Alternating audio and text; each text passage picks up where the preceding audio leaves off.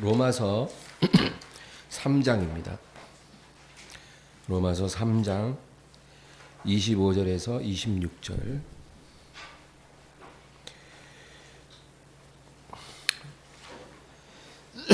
로마서 3장 25절 26절 합독하겠습니다.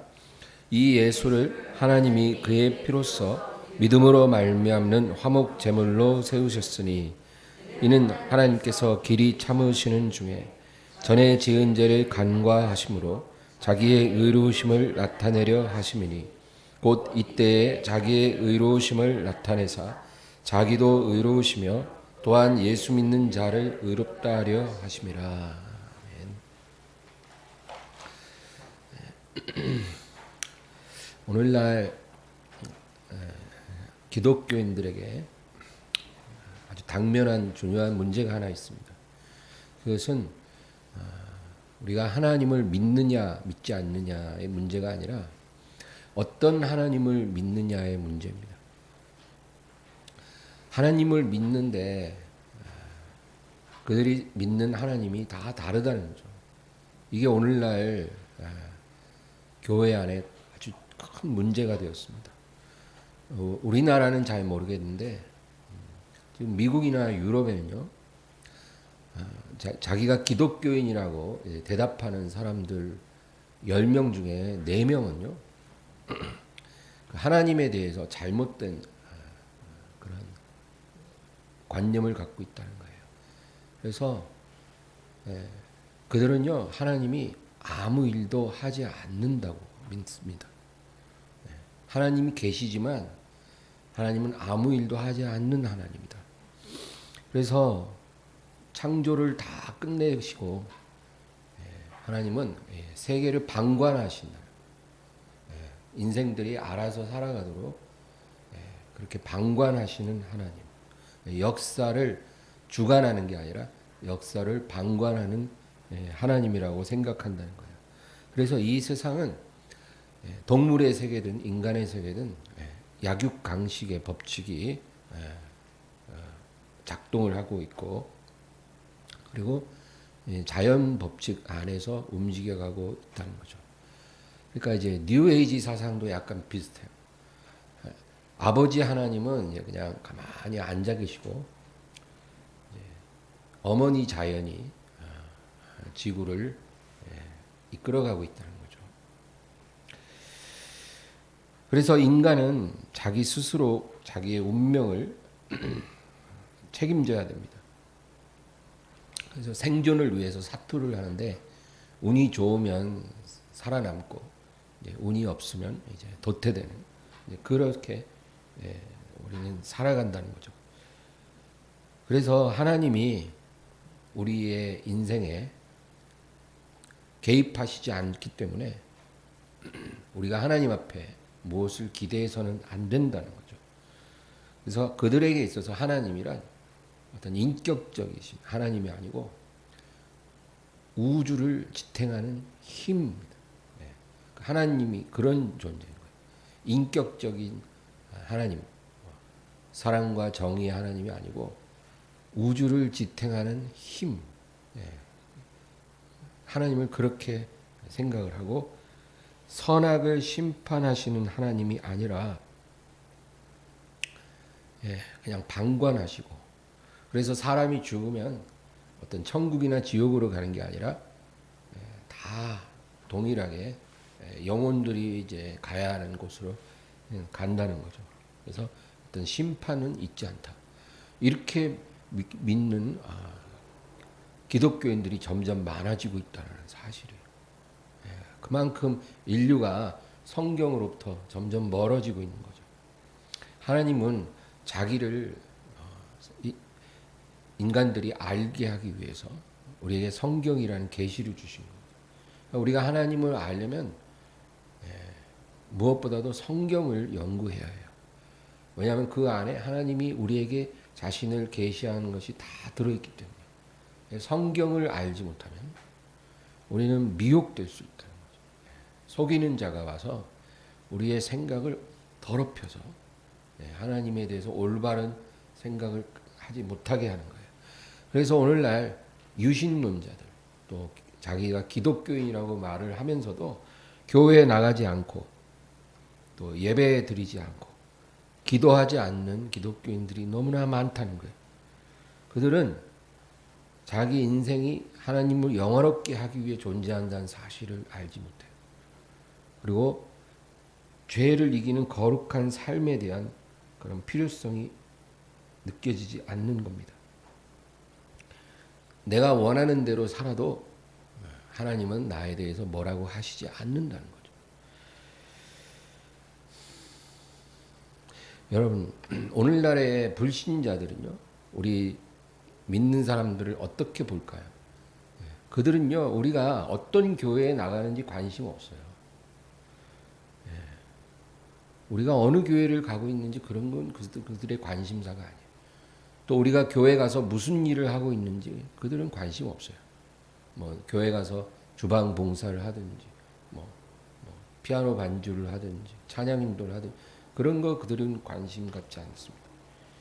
그들이 보는 것은 우리가 믿는 하나님이, 우리가 믿는 예수가 우리의 삶에, 우리의 인격에 어떤 영향을 끼치고 있는가, 그걸 보는 거예요. 쟤네들이 자기들은 크리스찬이라고 하는데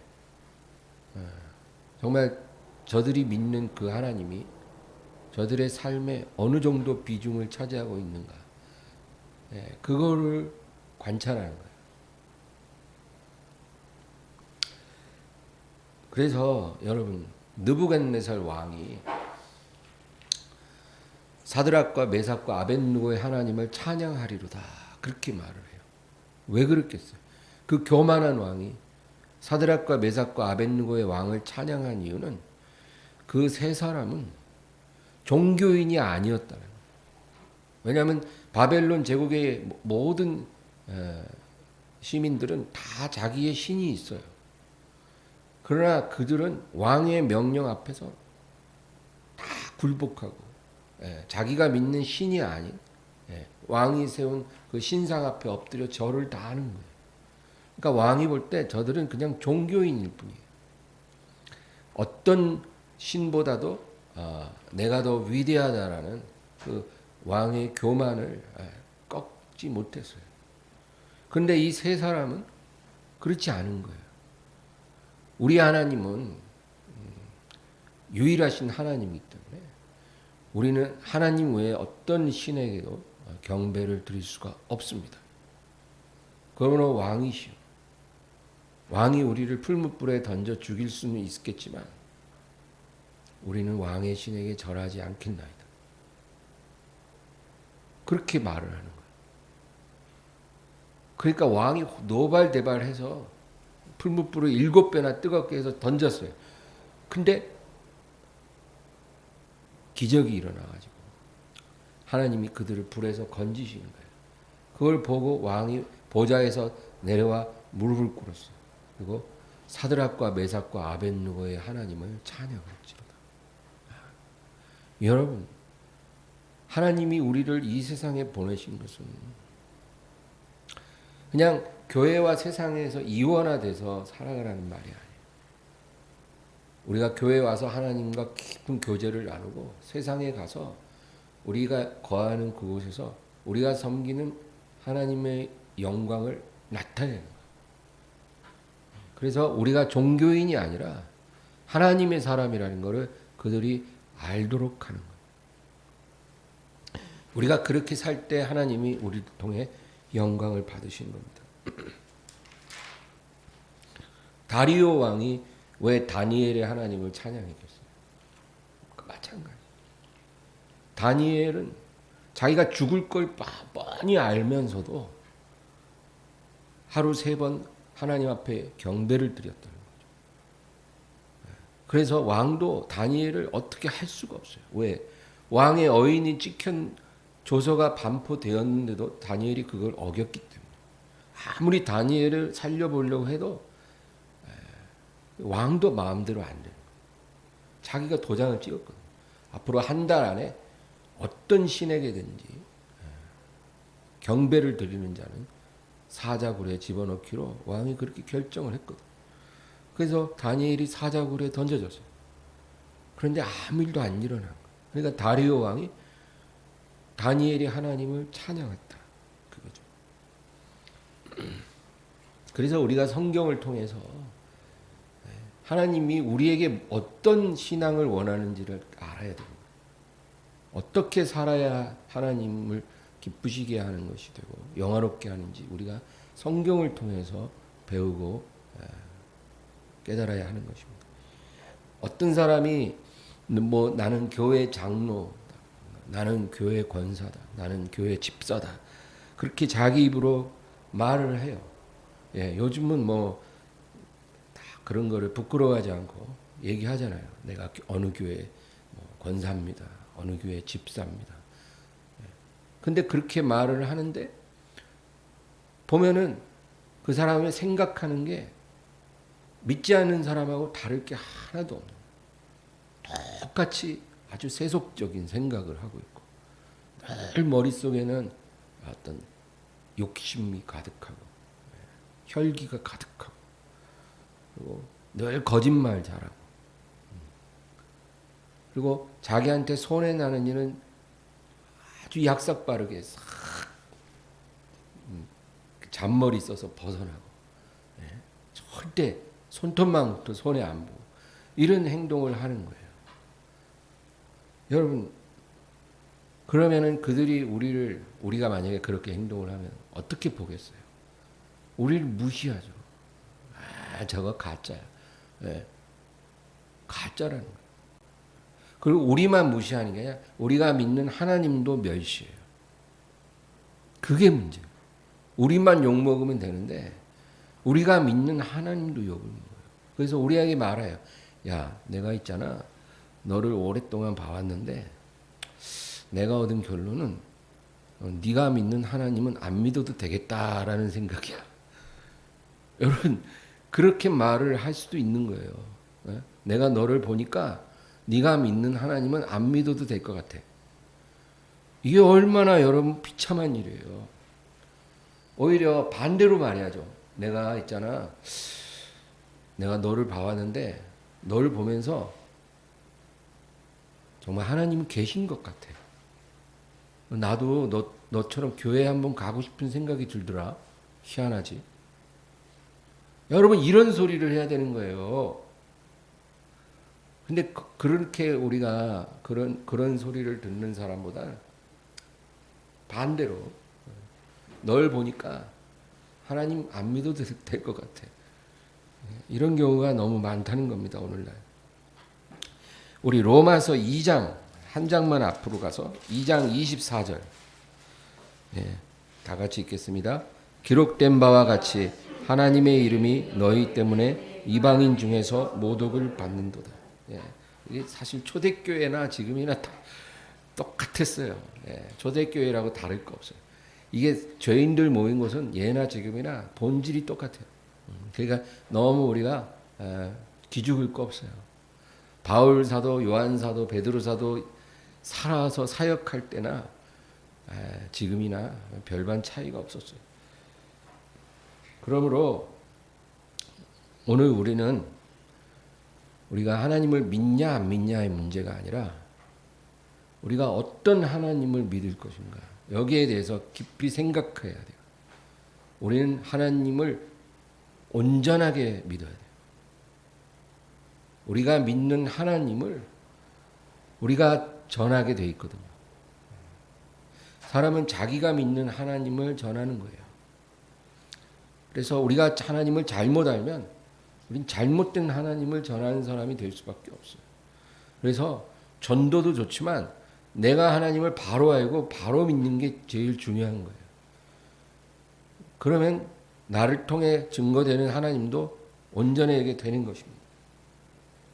우리가 입술로만 하나님을 전하고 예수를 전하는 게 아니에요.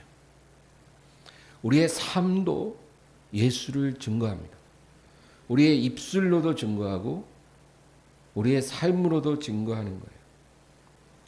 그러니까 내가 믿는 하나님을, 내가 믿는 예수님을 내가 알든 모르든 나를 통해 증거되고 있다는 걸 잊지 말아요. 내 삶의 영역에서. 오늘 본문은 로마서 3장 25절 다 같이 읽겠습니다. 이 예수를 하나님이 그의 피로써 믿음으로 말미암는 화목 제물로 세우셨으니 이는 하나님께서 길이 참으시는 중에 전에 지은 죄를 간과하심으로 자기의 의로우심을 나타내려 하심이니. 이게 무슨 말이냐면 간단하게 말하면 하나님께서 예수 그리스도의 피로 말미암아 자기 의로움을 나타내셨다. 그거예요. 예수 그리스도의 피를 통해서 자기의 의로우심을 나타내셨다. 그러니까 여러분, 하나님께서 예수 그리스도의 십자가를 통해 그 피를 통해 우리에게 알리고 싶으신 게 있었어요. 뭔가 하나님 목적이 있는 거예요. 왜 하나님이 안 그러면 죄 없는 자기 아들을 사람으로 보내서 십자가에 못 박아 죽이셨겠냐고. 하나님의 목적이 있다는 거예요. 그게 뭐냐면 하나님은 의로우신 하나님이라는 걸 우리에게 알리고 싶은 거예요. 이게 중요한 거예요. 하나님의 의로우심을 우리가 알기를 원하는 거예요. 그래서 하나님은 우리가 죄를 범하면 그냥 못 본 척 하실 수가 없는 거예요. 예. 여러분, 우리는 하나님이 아니죠. 그렇죠? 예, 저도 죄인이에요. 여러분도 죄인이에요. 그래서 때로는 뭐 예를 들어 제 눈에 여러분이 뭔가 잘못을 해도 못 본 척 하는 경우가 대부분이에요. 그거 일일이 내가 뭐 정죄하고 나는 그럴 자격도 없고 그래서도 안 되기 때문에 우리는 하나님이 아니기 때문에 형제가 뭔 잘못을 해도 못 본 척 할 수 있어요. 그러나 우리 하나님은 의로우신 하나님, 거룩하신 하나님. 성경 전체를 통해서 하나님에 대해서 딱 한마디로 말한다면 뭐라고 하겠냐 그러면 저는 1초의 망설임도 없이 우리 하나님은 거룩하신 하나님, 의로우신 하나님. 그것이 하나님의 성품을 규정하는 첫 번째예요. 그래서 스랍 천사들이 보좌 주위에서 날개를 확 날아가면서 하나님을 찬양하잖아요. 뭐라 그래요? 거룩하다, 거룩하다, 거룩하다. 뭐 다른 얘기 안 해요. 그 천사들의 찬양은 그냥 거룩하다, 거룩하다, 거룩하다. 그 거룩하신 하나님, 의로우신 하나님이라는 뜻이에요. 죄가 없으시고 또 죄를 용납할 수 없는 하나님. 그래서 하나님이 예수님을 이 세상에 보내서 십자가에 매달리시게 한 거는 나는 죄를 용납하고 묵인할 수 없는 하나님이라는 것을 우리에게 알리고자 하는 거예요. 그래서 우리가 예수님의 십자가를 바라볼 때 딱 하나님에 대해서 우리가 떠오르는 것이 바로 거룩하시고 의로우신 하나님이라. 그래서 하나님이 우리를 받아주시기 위해서는 누군가가 그 대속의 희생이 되어야 했기 때문에 그래서 예수님이 십자가에 못 박였다. 그래서 그의 대속을 통해 우리가 값없이 죄사함과 의로움을 받게 된 거예요.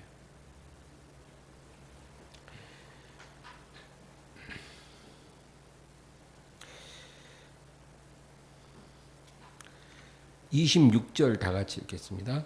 곧 이때 자기의 의로우심을 나타내사 자기도 의로우시며 또한 예수 믿는 자를 의롭다 하려 하심이라. 자기의 의로우심을 나타내시고 또 자기도 의로우시며 예수 믿는 자를 의롭다 하려 하심이라. 그러니까 예수님을 이 세상에 보내서 십자가에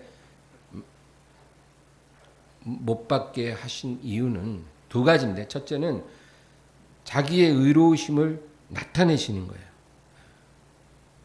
하나님은 이만큼 죄를 미워하시고 용납하실 수 없다라는 거예요. 죄가 우리가 하나님과 우리 사이에 있으면 그 죄가 해결되기 전에는 어떤 영혼도 하나님께 가까이 갈 수 없다라는 거예요. 그래서 예수님이 오신 거예요. 그래서 십자가에서 보혈을 흘린 거예요. 이 하나님의 의로움을 나타내기 위해 예수님이 십자가에 못 박이셨다 그거죠. 두 번째 이유는 이렇게 십자가에 죽으신 예수 그리스도를 믿는 자들을 의롭다 하려 함이라 그거예요. 왜 우리가 예수를 통해 의로워집니까? 죄값이 지불되었으니까 의로워진 거예요. 우리가 치러야 될 죄값이 지불됐으니까 우리는 예수 안에서 의로워진 거예요. 그러니까 첫째는 하나님의 의를 드러내기 위함이고 그 다음에 믿는 자를 의롭다 하시려고 예수님이 십자가에 죽으셨다 그 얘기예요. 여러분 우리가 이 십자가의 의미를 분명하게 알고 있어야 돼요. 그래서 예수는 하나님의 공이다. 우리가 이렇게 말하는 거예요. 예수는 하나님의 공입니다. 우리 누가복음 7장을 한번 가볼까요? 누가복음 7장 29절 30절 7장 29절 30절 다 같이요. 모든 백성과 세리들은 이미 요한의 세례를 받은지라 이 말씀을 듣고 하나님을 의롭다 하되 바리새인과 율법 교사들은 그의 세례를 받지 아니하므로 그들 자신을 위한 하나님의 뜻을 저버리니라. 그러니까 이 말씀이 얘기하는 건 뭐냐면은 많은 사람들이 자기 죄를 씻기 위해 요단강으로 나아가 세례 요한의 세례를 받았어요. 그러니까 그것은 자기 죄를 씻는 거예요. 여러분, 우리가 신앙을 갖게 되면 두 가지 세례를 받는 거 아시죠? 처음에 우리는 물 세례, 물 침례를 받아요. 물 침례를 받고 그 다음에는 성령 세례를 받아요. 근데 이 두 가지 의미를 잘 알아야 돼요. 물 침례를 받는 거는 과거의 죄가 씻겨졌다. 내가 예수 안에서 내 모든 과거의 죄가 이제 씻겨졌습니다. 그리고 나는 하나님의 용서받은 새 사람이 되었습니다. 그런 거예요. 그러나 그 물 침례는 우리의 미래를 이끌어주지 못해요. 옛사람이 장사 지냈다는 의미지 앞으로의 미래를 보장해 주는 게 아니라는 거죠. 그러면 우리가 이제 옛사람 장사 지내고 이제 새 사람 되었지만 죄를 이기면서 살 수가 없는 거예요. 과거의 죄는 씻겨졌지만 앞으로도 또 죄를 계속 범하면서 살아야 되는 거예요. 그래서 하나님이 우리에게 주시는 두 번째 세례가 성령 세례입니다. 성령 세례를 통해서 우리는 죄를 이기는 삶을 살 수가 있다는 거죠. 그래서 하나님이 우리에게 두 가지 세례를 은혜로 주신 거예요. 그래서 내가 원함은 있으나 행함은 내게 없도다 그런 고백을 하지만 우리가 죄를 이긴다는 게 불가능한 게 아닌 거는 성령이 우리에게 임하시면 그게 가능해지다 그거죠. 근데 오늘 이 누가복음 7장 29절 30절은 이제 사람들이 세례 요한에게 요단강에서 침례를 받았어요. 그리고 많은 사람들이 예수님의 말씀을 듣고 믿었다는 거죠. 근데 여기 보면 모든 백성과 세리들은 이미 요한의 세례를 받은지라. 그리고 이 말씀을 듣고 하나님을 의롭다 하되 누구의 말씀이에요? 예수님의 설교예요. 예수님의 설교 말씀 듣고 하나님을 의롭다고 고백을 한 거예요. 우리는 죄인이지만 우리 하나님은 의로우신 하나님입니다. 그거죠. 그러나 바리새인들과 율법 교사들은 그의 세례를 받지 아니하고 세례도 받지 않았고 예수님의 말씀도 믿지 않았어요. 그러므로 그들 자신을 위한 하나님의 뜻을 저버리니라. 하나님의 뜻을 저버렸다는 거예요. 하나님의 뜻이 뭐예요? 하나님은 사람이 세우는 의가 아니라 하나님이 주시는 의로 우리가 덧입혀지기를 원하신 거예요. 왜? 우리가 구원받기를 원하시기 때문에. 우리의 의로는 우리는 구원을 못 받아요. 그러니까 그 의를 던져버리고 하나님이 그 독생자를 통해서 우리에게 주시는 의를 덧입으라는 거예요. 그래야 너희가 내 앞에 올 수 있고 영생을 얻을 수 있다. 이게 하나님의 뜻이에요. 그러나 바리새인과 율법 교사들은 이런 하나님의 뜻을 저버렸다고 말합니다.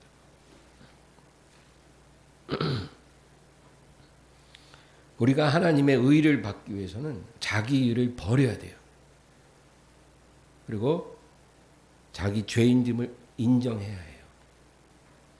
내가 죄인이라는 걸 인정해야 하나님의 의가 우리에게 들어올 수가 있어요. 근데 처음에는 다 그렇게 시작을 하는데 어찌된 일인지 신앙생활을 오래 할수록 다시 옛사람으로 돌아가는 경향이 있어요. 처음에는 막 회개하며 나를 용서해달라고 이렇게 하나님의 의를 구해서 변화됐는데 교회 생활 20년, 30년 하면 할수록 이제 자기 의를 세우기 시작해요. 그러면 여러분 큰일 납니다. 처음 된 자가 나중되는 일이 일어나는 거예요. 그러므로 우리는 우리의 입술로도 의로우신 하나님을 잘 전해야 돼요. 여러분 우리가 전도할 때 어떻게 전합니까? 보통 사람들이 하나님이 당신을 사랑하십니다. 이렇게 전도하는 걸 제가 많이 들었어요. 근데 그거는 올바른 전도법이 아니에요. 하나님이 당신을 사랑하십니다. 이렇게 전하면 그들은 의로우신 하나님을 만나지 못해요. 그냥 나를 사랑하신단다. 사랑의 하나님만 알면 회개를 하지 못해요. 그래서 교회 안에 회개하지 않는 성도가 그렇게 많은 거예요. 그래서 우리가 전도할 때 하나님이 당신을 사랑하십니다. 그렇게 전도하지 말고 예수께서 당신을 위해 죽으셨습니다. 그렇게 전해야 돼요. 이래야 그들이 자기가 죄인인 걸 깨닫고 하나님의 의로우심을 구하는 사람이 되는 거예요. 그러니까 우리가 입술로 전할 때도 하나님의 사랑을 얘기하기 전에 하나님의 의로우심을 전해야 돼요. 저는 경부고속도로 이렇게 타고 이제 상행선 올라오다 보면 지금도 있는지 모르겠는데 큰 간판에 Jesus loves you. 여러분 보신 적 있을 거예요. 그렇죠? 예. 그 고려은단이라는 회사가 그런 은혜로운 간판을 크게 이제 거기다 세워놨는데 저는 이제 물론 좋은데 조금 아쉽다는 거죠. 예수님이 당신을 사랑하십니다. 이렇게 말하기보다 만약에 제가 고려은단 사장이었으면 예수님이 당신을 위해 죽으셨습니다. 이렇게 저는 거기다 그 비싼 그 자리에 그렇게 말을 했을 거예요. 하나님의 의로움을 전해야 돼요. 사랑보다. 하나님의 사랑은 하나님의 의로움을 깨닫고 하나님 앞에 나와서 회개한 사람에게 부어지는 은혜예요. 그러니까 하나님의 의로움으로 회개하고 하나님께 돌아오면 그 사람에게 하나님의 사랑이 부어지는 거예요. 그게 순서예요. 하나님의 의로움을 경험하지 않은 사람에게 사랑부터 얘기하면 그 사람은 회개하지 않더라고요. 교회에 와서도 회개할 줄은 몰라요. 잘못됐다는 거죠.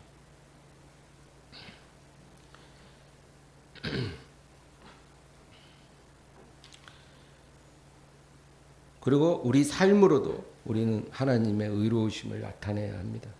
하나님의 의를 이루며 살아야 돼요. 그래서 예수님의 모습을 드러내야 된다는 거죠. 오늘날 사람들이 하나님의 사랑의 초점에 맞춰서 전도를 많이 합니다.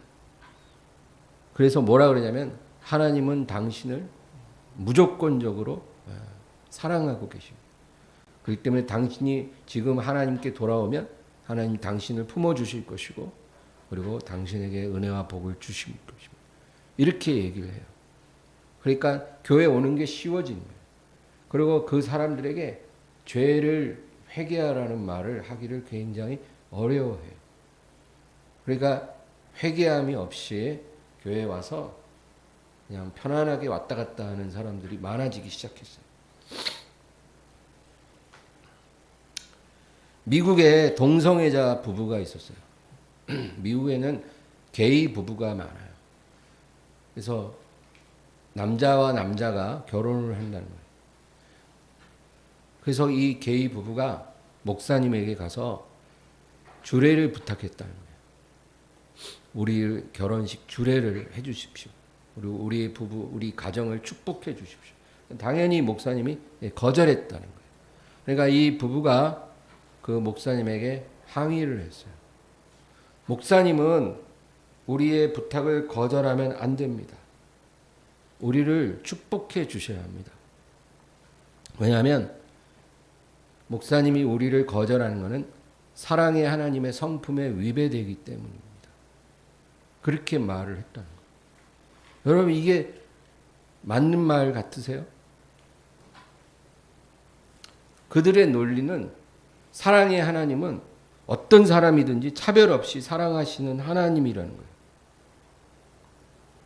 그러니까 회개하지 않은 죄인들까지도 차별 없이 사랑하시는 사랑의 하나님을 교회가 지금까지 계속 전했기 때문에 그 잘못된 복음의 열매가 그렇게 맺어지고 있는 거예요. 하나님의 사랑은 하나님의 진노 앞에서 죽을 수밖에 없는 죄인을 위해 자기 아들을 내어주신 사랑이에요. 우리의 죄를 대속하기 위해 자기 아들을 내어주신 사랑이지 그냥 무조건적으로 죄인을 받아주시는 사랑이 아니에요. 그러니까 하나님은 사랑의 하나님이지만 그 사랑이 어떤 사랑인지를 우리가 알아야 된다는 거예요. 죄를 버릴 마음이 없고 회개할 마음이 없는 패역한 죄인들까지도 용납해 주시고 묵인해 주는 그런 사랑이 아니라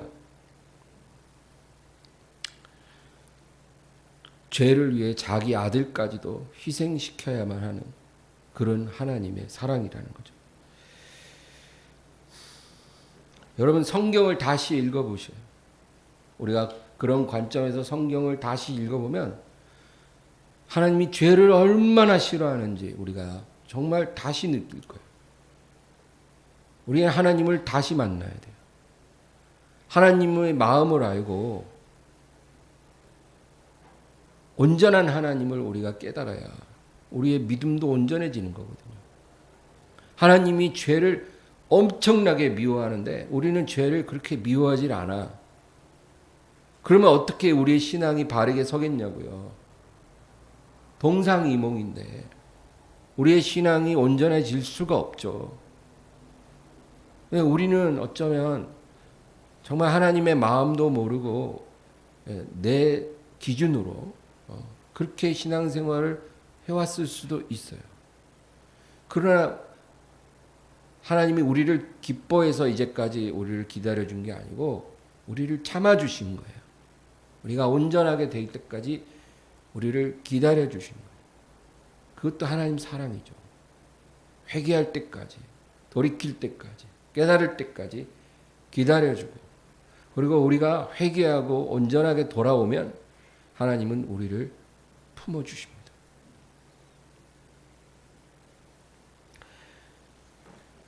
에덴 동산에서부터 하나님은 당신의 성품을 분명하게 드러냈어요. 그까짓 거 뭐 과일 하나 따먹었다고 너무 야박한 거 아닌가. 사람이 실수도 할 수 있지. 이건 우리 기준인 거예요, 여러분. 하나님이 분명히 경고하고 먹지 말라. 먹으면 죽으리라 했는데 그걸 알고도 듣고도 먹었잖아요.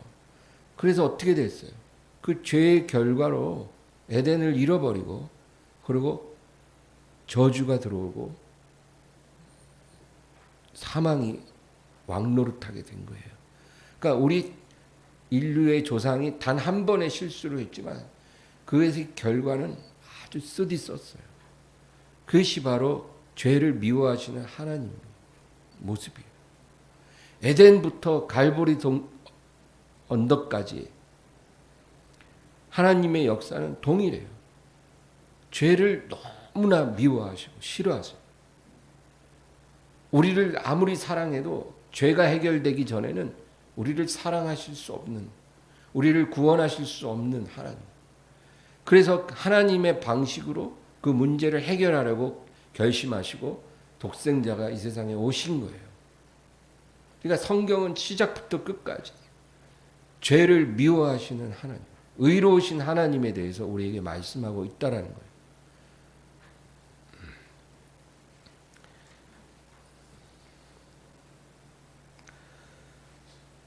지금 교회는 회개하지 않는 죄인들로 가득합니다. 큰일이에요. 우리가 의로우신 하나님이 아니라 그냥 무조건적인 사랑의 하나님만 전한 그 열매를 지금 따고 있는 거예요. 교회에 와서 앉아 있으면서도 회개할 줄 몰라요. 회개하라 하면 기분 나빠해요. 그리고 잘못된 거를 깨닫게 하는 것조차도 힘겨워해요. 네. 오늘날 현대교회 목회자들은 전부 불쌍한 거예요. 앞에 무서운 장로님 몇 분 앉아있으면 설교도 마음대로 못해요. 잘못했다가 큰일 나요. 쫓겨날 수 있어요. 뭘 설교를 준비했는데 이 장로님하고 뭔가 부딪힐 것 같아. 준비해 놓고 보니까. 그러면 그 설교를 빼야 돼요. 아, 저 장로님이 듣고 화낼지도 몰라. 그런 지경이에요, 오늘날은.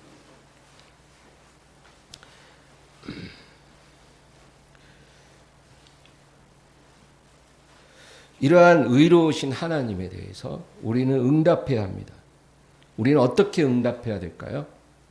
믿음과 회개로 응답하는 거예요. 우리가 의로우신 하나님을 깨달았으면 우리도 응답을 해야 되잖아요. 하나님께.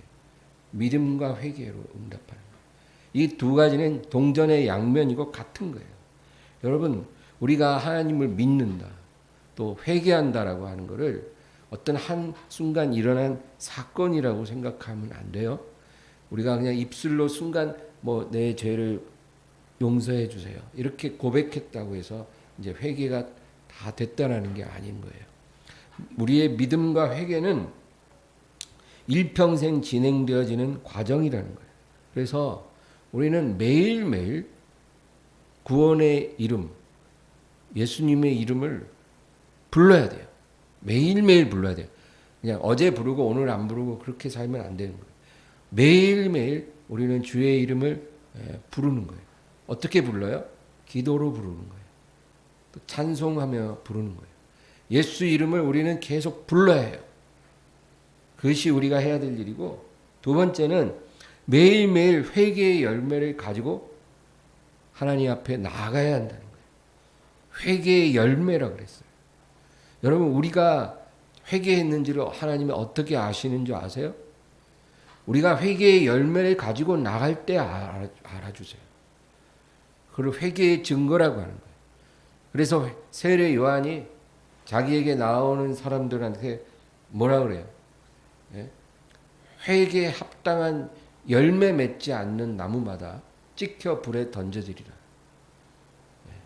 회개하지 않는 자는 찍혀 불에 던지리라. 그게 아니고 회개에 합당한 열매를 맺지 않는 나무들은 다 찍혀 불에 던져지리라.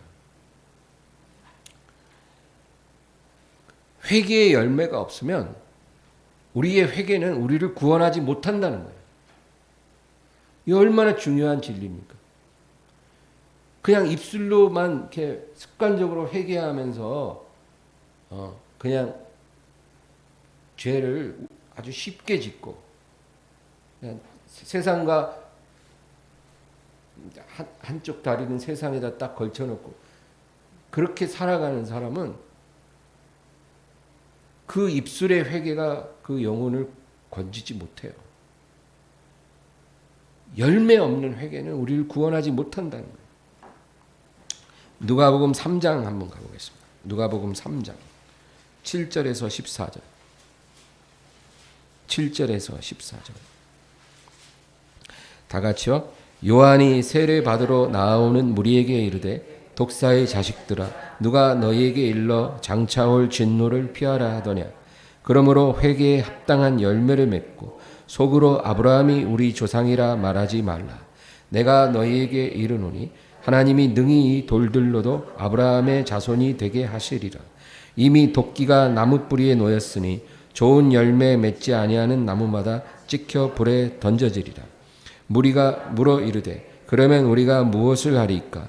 대답하여 이르되 옷 두 벌 있는 자는 옷 없는 자에게 나눠줄 것이요 먹을 것이 있는 자도 그렇게 할 것이니라 하고 세리들도 세례를 받고자 하여 와서 이르되 선생이여 우리는 무엇을 하리까 하매 이르되 부과된 것 외에는 거두지 말라 하고 군인들로 물어 이르되 우리는 무엇을 하리까 하매 이르되 사람에게서 강탈하지 말며 거짓으로 고발하지 말고 받는 급료를 족한 줄로 알라 하니라.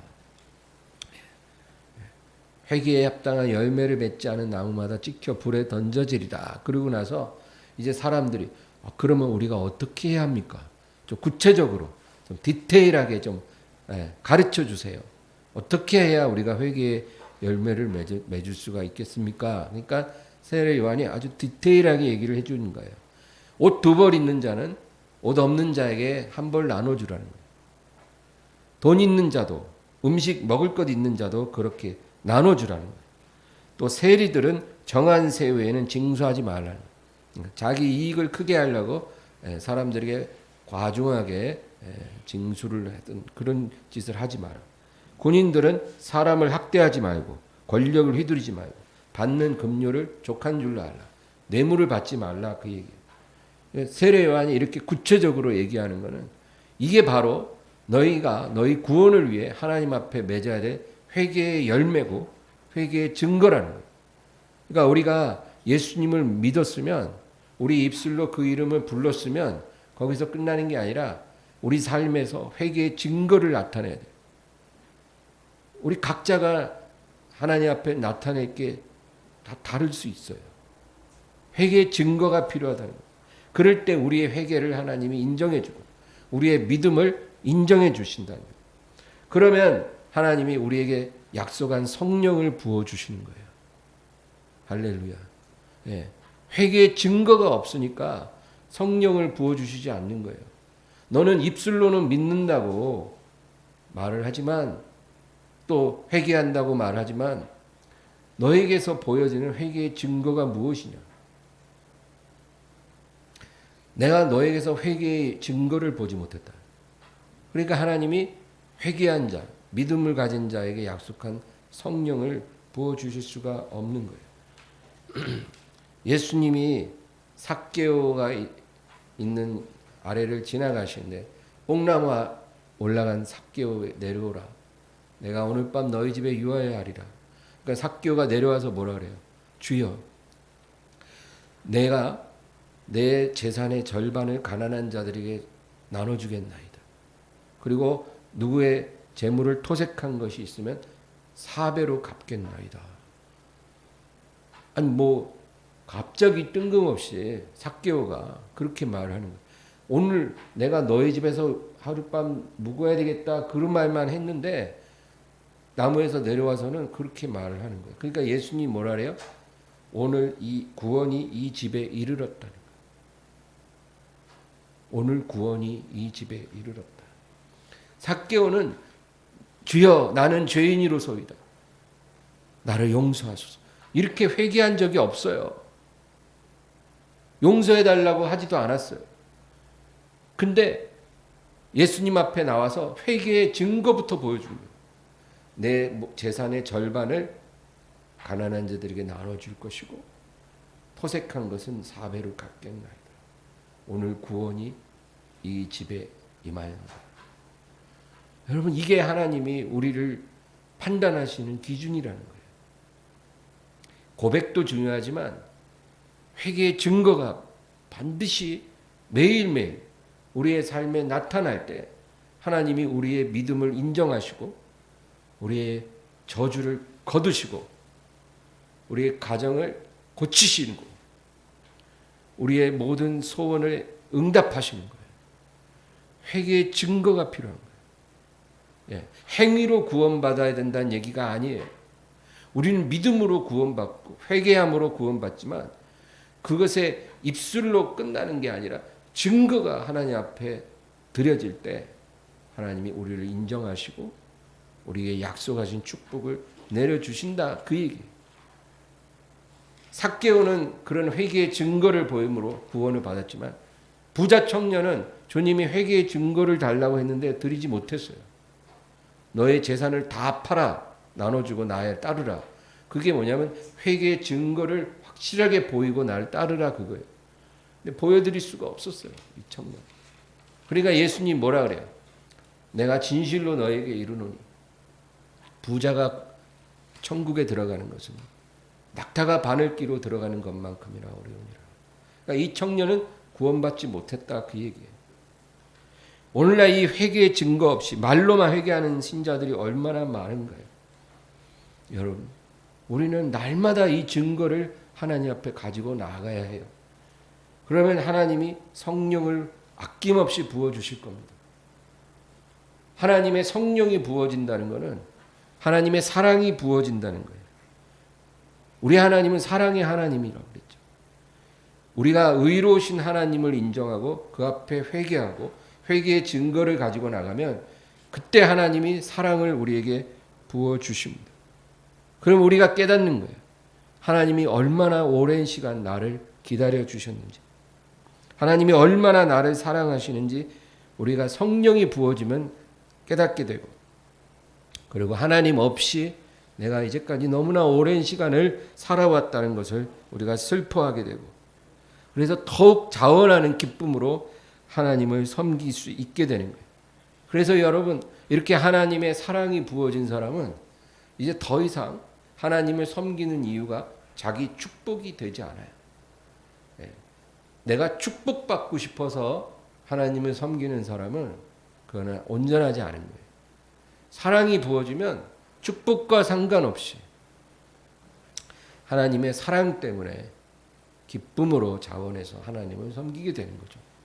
그래서 우리 아까 찬양한 것처럼 오직 주의 사랑에 매여 찬양 있잖아요. 하나님의 사랑이 우리를 강권해서 우리가 하나님을 섬기는 그런 사람이 되는 것입니다. 마지막으로 하나님이 하실 수 없는 것 두 가지만 빨리 얘기하고 마칠게요. 하나님이 하실 수 없는 게 있어요. 전능하신 하나님도 못하는 게 두 개 있는데, 첫째는 불의한 일을 하실 수가 없어요. 하나님은 불의한 일을 행하실 수도 없고 불의한 일을 묵인해 줄 수도, 못 본 척 하실 수도 없으신 하나님. 그래서 하나님은 의로우신 하나님이죠. 두 번째로 하나님이 하실 수 없는 것은 거짓말을 하실 수가 없어요. 하나님은 거짓말이 안 돼요. 다시 말해 약속을 어기실 수가 없다는 거예요. 하나님이 우리에게 주신 약속이 있잖아요. 그 약속을 우리는 잘 어기지만 하나님은 못 어겨요. 왜? 거짓말을 못 하시기 때문에. 그러므로 하나님은 진심으로 회개하는 사람을 지옥에 던지실 수가 없어요. 그거는 하나님의 약속 위반이거든요. 여러분, 우리가 하나님의 의를 붙잡고 진심으로 회개하면 하나님은 그 사람은 절대 지옥에 던질 수 없어요. 하나님 못해요. 그거는 거짓말이고 약속 위반이니까. 여러분, 지옥에 가기 싫고 영생으로 들어가기를 원하면 하나님의 의를 붙잡기를 바랍니다. 그러나 반대로 회개하지 않는 자, 하나님의 의를 붙잡지 않는 자를 하나님은 구원하실 수가 없어요. 의가 없는 사람이 의로우신 하나님과 동거할 수가 없기 때문에, 그래서 하나님은 눈물을 머금고 그 사람을 지옥에 던지는 거예요. 여러분 성경은 지옥에 대해서 이야기할 때 지옥에 들어가게 하신다 이렇게 표현하지 않아요. 천국은 천국에 들어가게 하신다고 표현하지만 지옥의 안에서는 꼭 던진다는 동사를 써요. 그러니까 우리가 여러분 하나님의 의를 받지 않으면 지옥으로 던져져요. 하나님이 우리를 아무리 사랑해도 우리가 그 의를 붙잡지 않으면 하나님은 눈물을 흘리면서 우리를 지옥에 던지는 거예요. 이게 하나님이세요. 여러분, 어떤 하나님을 믿을 것입니까? 회개하지 않아도 사랑으로 품어주시는 그런 가짜 하나님의 사랑을 여러분 믿을 겁니까? 아니면 회개하는 죄인을, 회개의 열매를 가지고 나오는 사람을 받아주시고 온전케 하시는 의로우신 하나님을 믿을 것입니까? 후자가 되기를 주의 이름으로 축원합니다. 하나님 아버지 감사합니다. 오늘도 이 말씀을 붙잡고 기도하게 하옵소서. 우리의 의가 없을지라도 우리는 하나님의 의를 붙잡게 하옵소서.